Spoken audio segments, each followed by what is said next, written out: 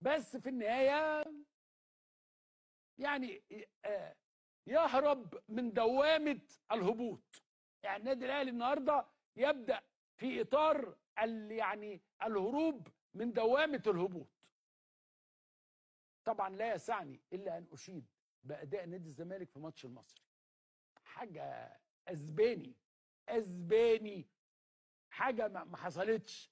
انت بتتفرج على ريال مدريد ملكي عظيم، فرقه قويه، فرقه جامده، وبعون الله بعون الله كل الناس اللي بتقول المره دي زي كل مره اقول له لا، المره دي مش هتنزل ابدا.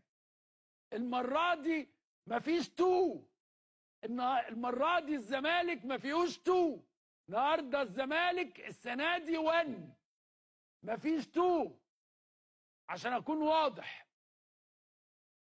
لا احنا ما بنخافش، نحن اوفياء ونحن لا نخاف.